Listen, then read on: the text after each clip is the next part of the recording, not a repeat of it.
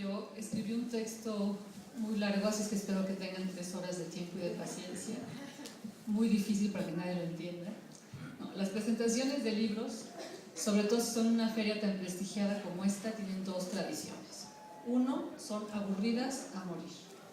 Casi siempre los escritores invitan a otros amigos escritores, como son sus amigos, no nos queda más que alabar la obra y hacerlo bajo la luz de teorías literarias que nadie ha escuchado, que nadie entiende o que a nadie interesa. La deconstrucción de Paul Ricoeur, por ejemplo. También queda muy bien mencionar a Bakhtin, a René Bellec, y nos hace parecer a los que venimos a comentar los libros como si fuéramos muy cultos y muy sabios. Esa es la primera. La segunda característica es que sirven para que el presentador se dedique a hablar de sí mismo, porque como normalmente no leen el libro, pues dicen un poquito, está muy bueno, y se dedican a hablar de sus propios libros y a hacerse promoción. Esto lo voy a aprovechar porque hay muchos que me están escuchando, casi nunca me escucha nadie, entonces, como no quiero romper con esta tradición literaria doble, voy a dedicarme a hablar de mí misma con el permiso del autor. Y les voy a contar lo que me pasó hace un año. Hace un año recibí una llamada para formar parte del jurado del premio literario LIP. Es un premio de mucho prestigio en Francia, creo que llevan 40 y tantos años, más de 40 años entregando este premio año con año. Entonces me sentí muy halagada de que me hayan tomado en cuenta, acepté, y me llegaron más o menos 20 manuscritos. Los 20, si no los 20 muy buenos, 15 eran muy buenos, 10 de bastante buena calidad, y de ahí nos pidieron que escogiéramos 3 finalistas. Yo nunca había sido jurado de un premio literario y resultó realmente muy interesante. Nos reunimos en un salón, en un lugar rarísimo que no tiene nada que ver con las letras, en un salón privado en el Hipódromo de las Américas, échense esa, con los caballos corriendo abajo y nosotros siendo muy bien atendidos con whiskies y bebidas, y todo era muy rico. De los 3 libros que me pidieron que escogiera, el primero que escogí es un libro que se llamaba Mucho más feliz que yo. Es el que yo quería que fuera el libro ganador. Todos los manuscritos nos llegaron con seudónimo, entonces no podíamos saber de quién era. Que resultó que después de una discusión que duró todo el día, nos reunimos en la mañana, nos llevaron de comer y seguimos reunidos en la tarde. Éramos 7 personas, siempre hay uno de más por si acaso se empatan los votos, si no nos podemos haber quedado ahí 15 días discutiendo. Cuando ya decidimos por este libro, que yo estaba muy contenta porque era mi libro favorito, el que yo quería que ganara, y abrimos el sobre con el nombre, resultó que era de Jorge Alberto. Es este libro que ganó. Y me dio mucho gusto, primero porque era el libro que yo quería que ganara, pero también porque yo ya conocía a Jorge Alberto. Y fue toda una sorpresa. Yo ya había leído un libro de él que me encantó y lo recomendé en Facebook y lo recomendé a todas las personas conocidas, de hecho lo regalé. El de los trenes van hacia el este me gustó mucho y realmente nunca hubiera pensado que era de él. No tiene el mismo sello. Si bien los dos son magníficas novelas, nunca hubiera pensado. Entonces realmente fue algo muy grato darme cuenta que el libro por el que yo había votado y al que yo le apostaba resultaba el libro de alguien conocido, de un amigo muy cercano y además de la misma casa editorial. Les voy a explicar por qué voté por esta novela, porque finalmente no venimos a hablar ni del autor ni de mí, sino de lo que está en estas páginas y qué fue lo que me hizo a mí elegirla. Me estoy asando como pollo rostizado.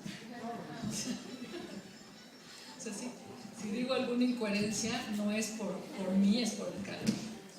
Lo primero que me sedujo de Con amor tu hija, que bueno, finalmente le cambiaron el nombre, eso fue lo único, es el único pero que pusimos. Éramos 6 personas más el presidente del jurado, que fue el que decidió el voto final, y los 3 que decidimos por esta novela, el único pero que le pusimos es que no nos gustaba mucho el nombre, entonces le cambiaron el nombre. No nos preguntaron si nos gustaba, pero le cambiaron el nombre. Lo primero que me sedujo de la novela que ganó fue el lenguaje, la manera con la que describe ambientes, escenas, olores, todo a través del personaje principal, que es al mismo tiempo el único narrador de estas letras. Desde las primeras palabras nos sumergimos por completo en la subjetividad de un personaje hedonista, extraño, solitario, incapaz de relacionarse con otros seres humanos, pero al mismo tiempo y por lo mismo encantador. Un personaje 100% verosímil, tanto que sorprende que no sea una narración autobiográfica. La manera en la que Gudiño logra dibujar al personaje principal, del que no sabemos el nombre, es genial. La riqueza de la intimidad del protagonista es deliciosa. O sea, yo realmente iba leyendo la novela, iba yo sintiendo que era amiga muy íntima de este personaje, me sentía dentro del al lado, más que amiga, como una espía que está sin que él te vea. Eso logra hacer Gudiño con los lectores. Eso es rico y se agradece porque realmente nos mete a la lectura. El protagonista es, por cierto, un escritor exitoso que vive en una isla paradisíaca, que no necesita dinero, ha tenido tantos éxitos literarios que puede vivir de eso, y que dedica su tiempo básicamente a hacer lo que le da la gana. Yo creo que así quisiéramos todos vivir. Además, el autor, a través de su personaje, aprovecha para darnos lecciones de cómo escribir, lecciones sobre la escritura y también sobre la vida. La verdad, yo me imaginé cuando leía el manuscrito que el autor escondido detrás de estas letras era un hombre mayor. Yo lo imaginaba de unos 50 y tantos años, casi 60, con una obra publicada, no sé, yo dije, por lo menos este hombre ha escrito, sí supuse que era hombre, porque el seudónimo llega, no sabemos si es hombre o mujer, supuse que llevaba por lo menos 15 libros escritos, pensé que era español, no me pregunten por qué, me lo imaginé español, resulta que no. ¿Cuántos años tienes? El que el autor no ubique al personaje en un lugar real determinado, el que no tenga nombre y el tipo de lenguaje que utiliza me lo sugirieron. Llego entonces al uso de las palabras. Gudiño es poseedor de un enorme vocabulario que me da una envidia terrible y me obligó, debo confesarlo, no se lo digan a nadie, a consultar el diccionario en 2 o 3 ocasiones. Se pasea entre las palabras como si se sintiera en casa. Las conoce, las apapacha, les hace el amor y sabe utilizar el término preciso a cada instante. Ya decidí, después de haber visto esto, decidí que voy a hacer una lista de todas las palabras domingueras del autor y las voy a meter en mi próxima novela, aunque no vengan al caso, para sentirme importante y que digan qué bárbara, qué vocabulario tiene esta mujer. Pero comencemos por el principio de la novela. Desde las primeras líneas te obligan a seguir leyendo. Esto es muy importante. Cuando uno compra un libro es porque lo quiere leer, pero cuando te llegan 20 manuscritos y tienes que escoger el que más te atraiga, las primeras líneas, las primeras 10 cuartillas son esenciales.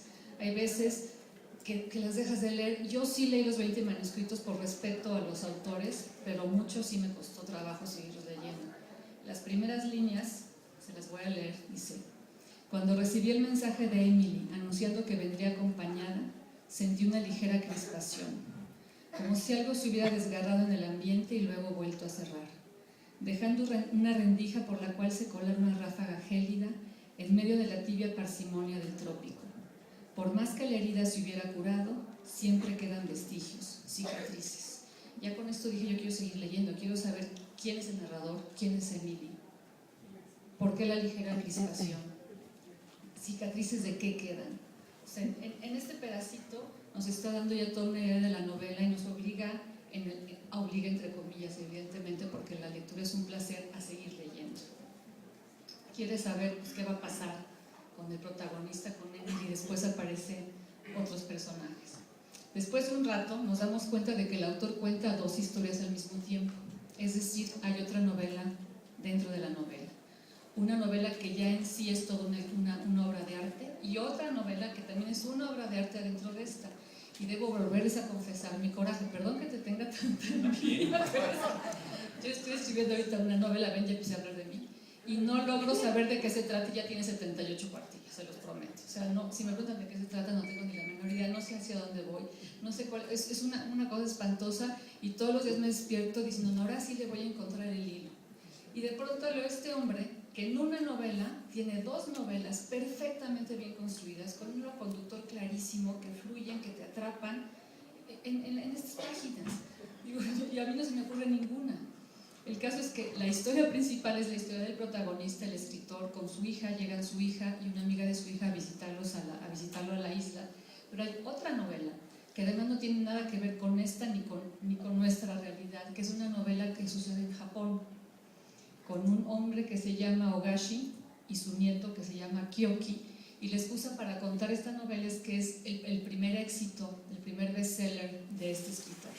Y las dos novelas nos las va contando el autor de una manera realmente genial, las va combinando, y queremos seguir leyendo las dos, y además yo no sé cómo le hace para poner en el momento preciso el cambio de una a la otra, porque yo nunca dije, ching, ¿por qué ahora me está contando de Ogashi si yo quería seguir leyendo del escritor? Cuando encontramos a Ogashi nos da mucho gusto, y cuando encontramos la historia del escritor y su hija nos da mucho gusto. Esta historia, las dos historias, nos mantienen en suspenso. La de Ogashi, por ejemplo, cuando llega a su clímax en la página 228, yo creo que es el clímax. Hay como dos clímax, pero bueno, dos secretos de los que nos enteramos. Ogashi le confiesa a su nieto un secreto que lo ha quemado y lo ha hecho sentir culpable toda su existencia. No les voy a decir evidentemente de qué secreto se trata, pero sí me impresiona cómo el autor nos atrapa, y queremos continuar hasta ver qué está pasando con estos dos planos que además son tan diferentes y de una cultura tan distinta. Y cuando nos cambiamos de esta isla paradisíaca que no sabemos bien dónde está, yo les digo, me lo imaginé en el Mediterráneo, y por eso pensé que era español el autor. Y además tenemos el otro escenario es Japón, o sea, no nada más lejano, ¿no? Con personajes que aparentemente no tienen nada que ver. El manejo de estos dos planos y de cómo cuenta la historia está tan bien hecho que aquí, como siempre digo yo en los talleres literarios que doy, que yo creo que la verdadera literatura está no en lo que se cuenta, sino en cómo se cuenta. Yo les aseguro que de todos los que están aquí, todos tienen una historia que dicen, esta historia hay que escribirla, esta historia es una historia digna de contarse, pero no todos son escritores o no todos somos escritores. Y creo que ahí la genialidad es cómo descubre estas historias, cómo las decide el tema, pero además cómo las narra. En la manera de cómo las está narrando, para mí es donde está lo más valioso de estas dos novelas en realidad. Otra característica que me atrajo mucho en todo el sentido de la palabra es el erotismo profundo, sutil, delicado de la novela. Aquí puse página 21.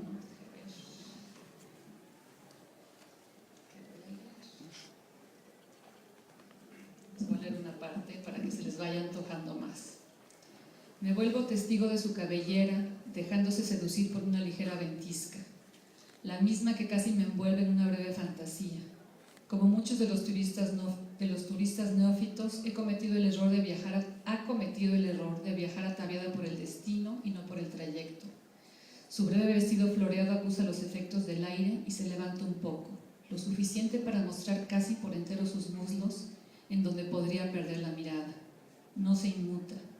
Como tantos veraneantes en clima tropical, asume que los lugareños están acostumbrados a la contemplación de la piel desnuda. No sé si sea cierto. A mí me sigue causando un gran deleite la semidesnudez que me ofrendan las mujeres en reposo sobre la franja de playa que alcanzo a contemplar desde mi terraza. En los días más aciagos, hasta me apresuro a recorrer distancias largas en pos de un atisbo que me salva de la melancolía. Este personaje es un voyerista profesional. Primero, el deseo que siente el protagonista hacia Antonia. Antonia es la amiga de la hija que llegaron a visitar a este escritor. Y después, poco a poco, el deseo que siente el protagonista hacia su propia hija. Hay dos escenas también magníficas que no se las voy a leer, pero que las tienen que leer. El beso que se dan Antonia y Emily, les digo en dónde está para que lo apunten, si se quieren saltar lo demás. Página 77.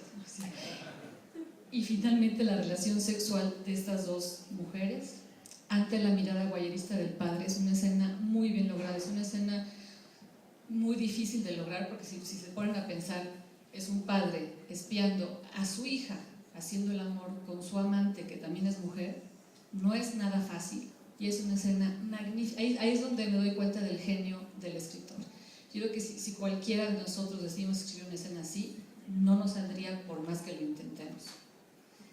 Otra característica que me atrajo, en todo el sentido de la palabra, y acabo de leer eso, la sensualidad está presente en casi cada página, no solo en la manera en la que el escritor observa y describe a Antonia y a Emily, sino en relación a todos los sentidos con los que los seres humanos nos relacionamos con el medio ambiente: olores, sabores, tacto, vista. Y aquí es muy chistoso porque cuando uno conoce al escritor antes de haber leído el libro, yo no me imaginaba que escribiera así, porque siempre lo veo como muy serio, por lo menos yo lo conozco también, ¿no? Pero de pronto me encuentro a este personaje, el protagonista, que no necesariamente es el autor, evidentemente, no tiene nada que ver, pero que todo lo disfruta, es un hedonismo. Entonces, a la hora que describe cómo se prepara de comer, yo tenía que dejar el libro, levantarme y hacerme algo de comer, porque no podía seguir leyendo sin comer.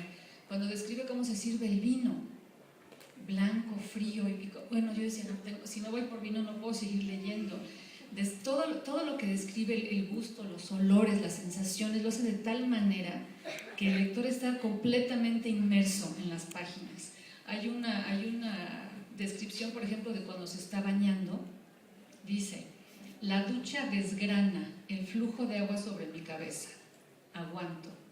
Busco la sensación casi instantánea y siempre única de dejar que las gotas se amalgamen en hilos surcando mi cráneo, el cuello, mi estremecimiento perdurable. Digo, ¿a quién no le dan ganas de ducharse así? Yo, por más que me ducho, trato de que se amalgame algo, que no se me amalgama nada. Aquí entramos en otra genialidad de Gudiño, la mayor en lo que respecta a este libro, evidentemente, según yo. Trata temas tabúes, difíciles, prohibidos, entre comillas, con tal delicadeza que no nos escandaliza. Y además no busca escandalizar, que creo que es lo importante.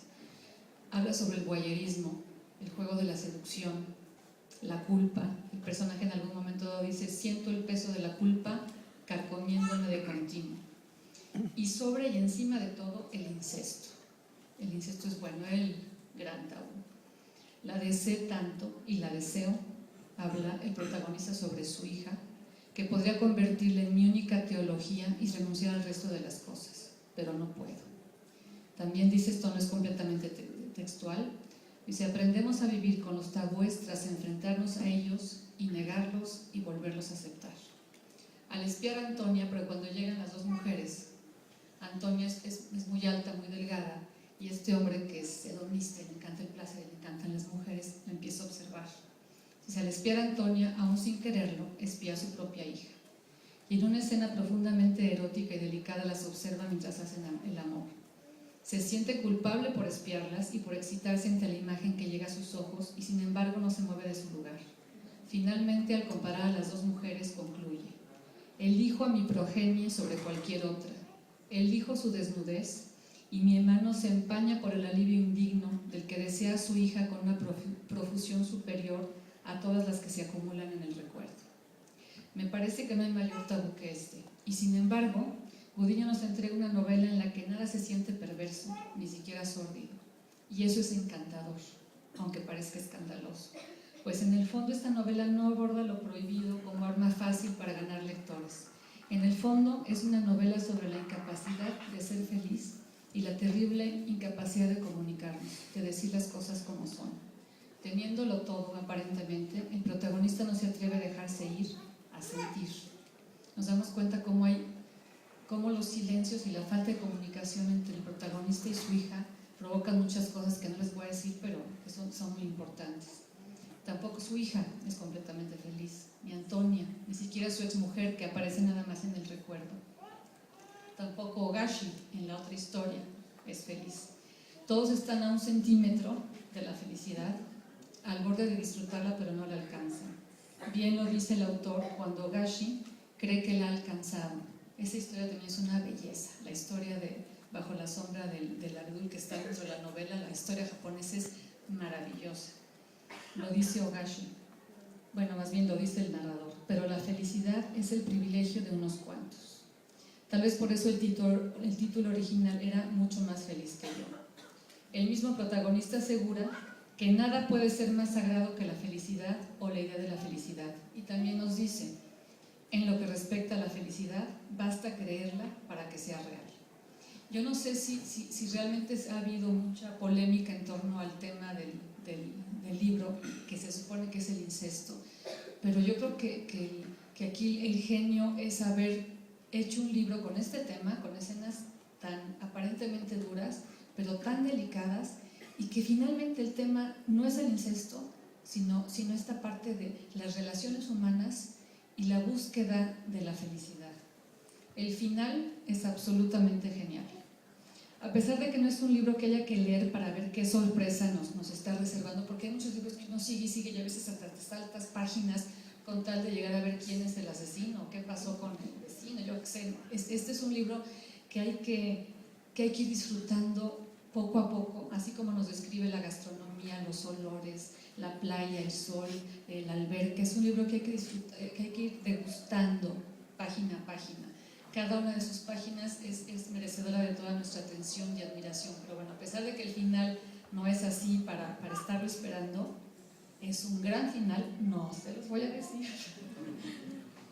no, pero no se lo pueden perder. Perderse el final de este libro, eso sí, sería, ahí sí, un pecado. Tampoco puedo hacerle preguntas a Jorge Alberto, traigo muchas preguntas que quisiera hacerle, pero no se las puedo hacer porque dentro del libro hay toda una lección de escritura. Y en algún momento dado dice: siempre he sostenido que nadie es capaz de contestar esas preguntas salvo el propio libro. Entonces, cuando yo estaba haciendo mi lista de preguntas, digo, me va a decir, ¿por qué no lo leíste? Aquí está. Yo soy de las que cuando tiene un libro se convierte en un objeto querible, querido, apapachado, lo traigo de un lado para el otro, lo consiento, lo pongo en un lugar especial. Y sobre todo lo que más me gusta hacer con los libros es subrayarlos. Aunque a mí en la escuela me dijeron que no, que había que respetarlos.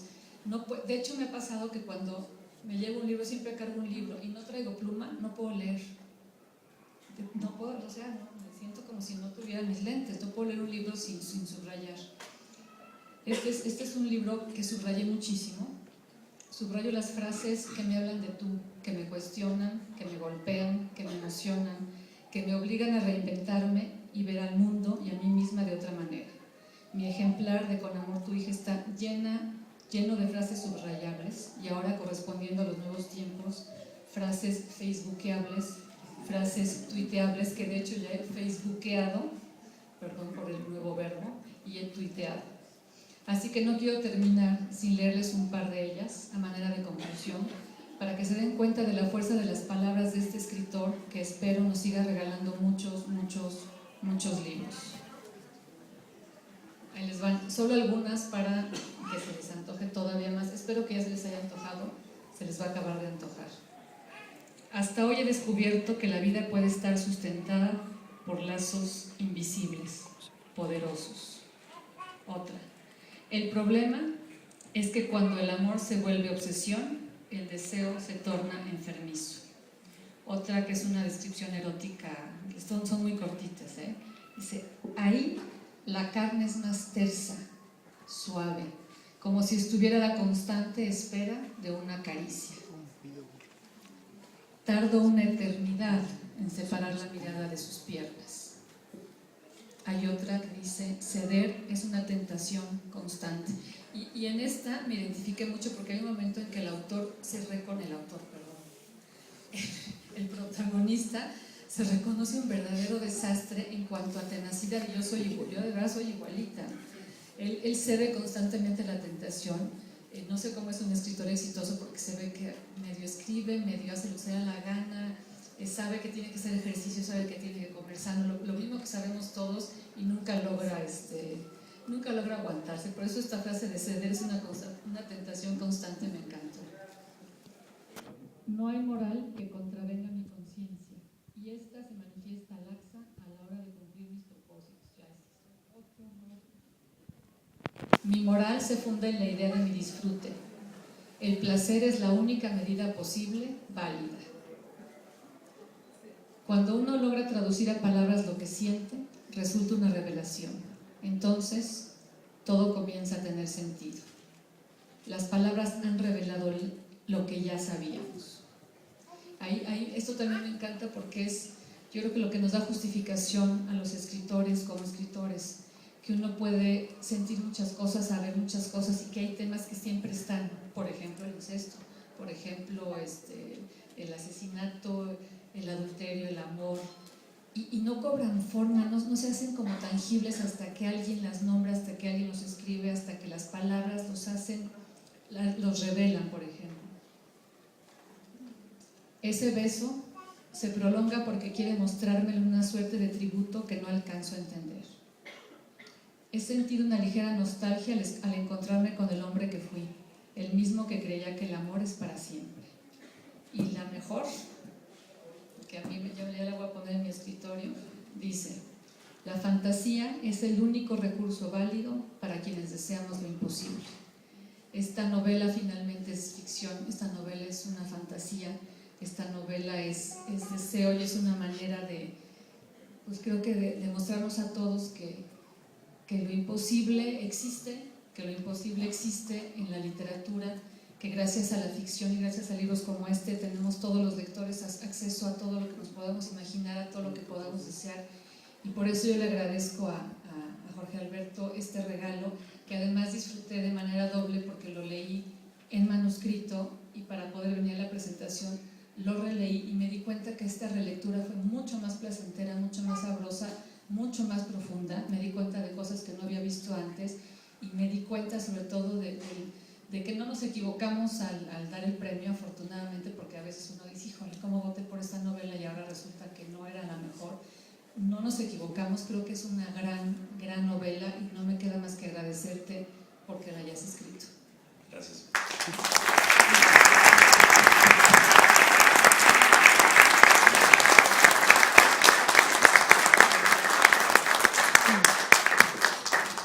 Yo siempre me meto en Dios y me meto en Dios gratuitamente. Justo hace ratito Beatriz me decía quién empieza tú y yo te dije que ella, y entonces ya estoy en un problema que no puedo resolver porque claro, además ella es aplicada y entonces traía todo escrito y yo soy disperso y no se me ocurren cosas.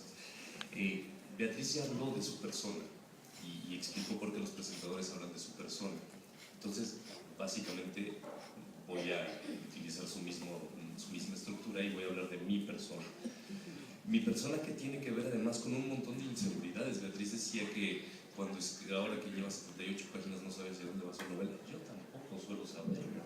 Lo que pasa es que haces trampa justo cuando lo dices así, porque esa ya está acabada y te digo ya acabada. Pero si vieras todo el proceso, a mí me suele suceder que estoy escribiendo 2 o 3 novelas al mismo tiempo y de pronto me doy cuenta de que esas 2 o 3 novelas eran la misma novela.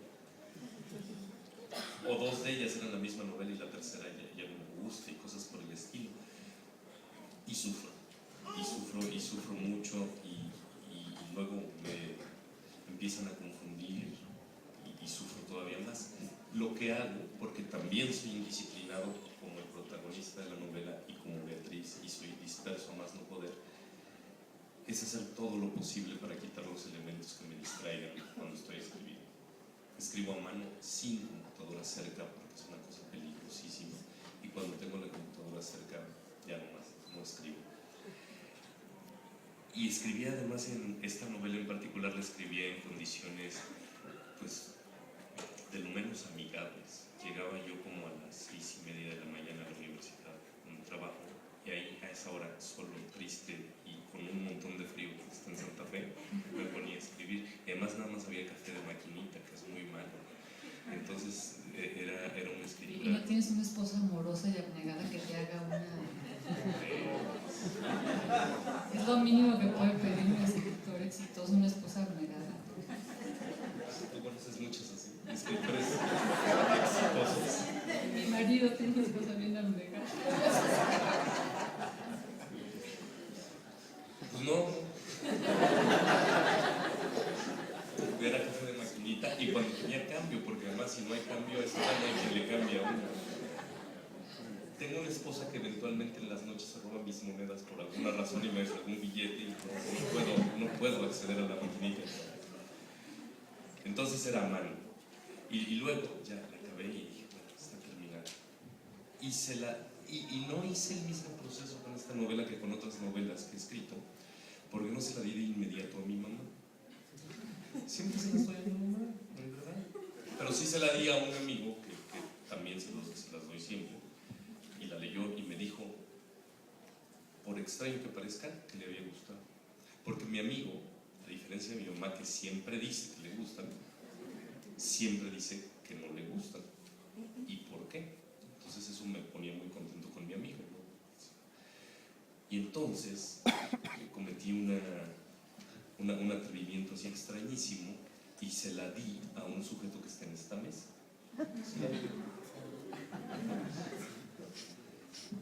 Pero no se la di a Ramón Córdoba, el editor de Alfaguara, se la di a Ramón Córdoba, el lector, porque yo a Ramón Córdoba, el lector, ya le había dado alguna otra novela y me había dicho cosas de las otras novelas, y hasta habíamos hablado de sellos editoriales y de otras cosas, ¿no? Y cuando la acabó de leer, Ramón me dijo, dile a que esto es Alfaguara. Y entonces yo todavía me volví más inseguro, porque en verdad yo dudo siempre. Si alguien me dice que el texto está bien, hay que volverlo a hacer y hay que volverlo a revisar y demás. Pero finalmente se la di a Marcela González Durán, que justo ahorita está en otra presentación de Taurus, está bien. Y Marcela decidió que se contrataba, y empezamos el proceso editorial, y entonces vino esta convocatoria extrañísima del premio Nifo, un premio al que yo no concurrí, concurrió la novela vía la editorial, porque era una cosa muy, muy extraña. Entonces al menos me ahorré el asunto del triplicado y engarbolado y cosas por el estilo, que es espantoso. Y un día nos enteramos de la buena noticia y fuimos. Y yo seguía dudando, y la verdad yo sigo dudando, y de pronto me hacen preguntas de la novela, porque llegó la novela, se publicó la novela, salió a los medios la novela, y entonces me empezaron a decir que yo era un pervertido. Ya a esas alturas ya la había leído mi mamá, no crean que se lo tengo prohibido ni nada de esto, ¿no? La había leído, y yo sí seguía pensando que en realidad nada tenía que ver conmigo la novela. El protagonista ni se parece a mí, ni hace lo que yo hago, y toma mucho mejor café del que yo tomo, sin duda.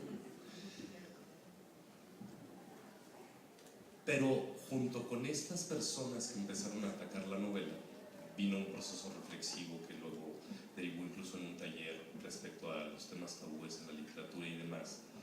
También empezaron a llegar un montón de lecturas, la mayoría de ellas evidentemente de amigos y conocidos, que me empezaron a hacer comentarios de la novela. Y yo sufría, porque si alguien me llega y me dice que mi novela es pésima, pongo cara de que sí, y ya, es muy sencillo. Pero si alguien llega y me dice que mi novela es buena, no sé qué cara poner, se nota, en verdad. Entonces si alguien me lo ha dicho, sufro, y sigo sufriendo. Y sigo sufriendo porque la novela es algo muy extraño, al menos a mí me lo parece. Es como toda esta defensa y toda esta apología que he hecho a favor de que me diferencien del narrador y de que el autor nada tiene que ver con la narración, con el personaje, con la novela. Es una defensa que he llevado a cabo en la plena conciencia de que finalmente la novela también es parte de mí, pero no parte de mí como un proceso, como un acto creativo, es parte de mí como persona. Entonces, en ese sentido, puede que sí sea ligeramente perverso, o ligeramente pervertido, pero no, ya a estas alturas, que se entere. También mi esposa, pues ya que se entere, a ver si ya hace café. Y eso en realidad me va dando gusto y me va permitiendo acercarme a la novela ya desde diferentes perspectivas. Ahora me presentó Beatriz y me han presentado Javier Velasco, Rafael Tovar y de Teresa, y yo por los tres tengo una enorme deuda de gratitud, no porque hayan sido jurados del premio, porque eso daría a entender que sabían algo de mí, y bueno, sabían algo de mí, pero no que la novela era mía, y eso sí lo podemos garantizar todos. Pero les agradezco sobre todo sus lecturas, porque a partir de sus lecturas a mí me hacen ver cosas nuevas de mi novela y me hacen escuchar mi novela de manera diferente. Y eso es algo que creo que es lo más importante de este proceso de la novela. La novela sí es parte mía, pero también es parte de todos aquellos que la leen. Cuando la retroalimentación se completa, cuando se llega a dar, cuando uno se puede dar el lujo de que el ciclo se cierre y de que alguien le diga, tu novela es pésima, o tu novela es muy buena, o tu novela me gustó, o tu novela no me gustó, entonces uno ya puede llegar a otros lugares. Pero si además uno cuenta con el privilegio de lecturas como la que ha hecho Beatriz y que nos ha compartido, porque además me la ha compartido justo hoy también a mí, bueno, uno no puede sino conmoverse y decir, a la otra lo prometo. Yo hablo primero que ustedes. Gracias.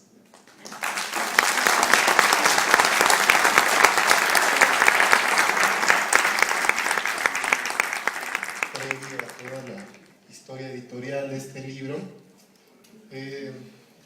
me hace recordar aquella memorable tarde en que nos reunimos a comer para hablar sobre esta obra.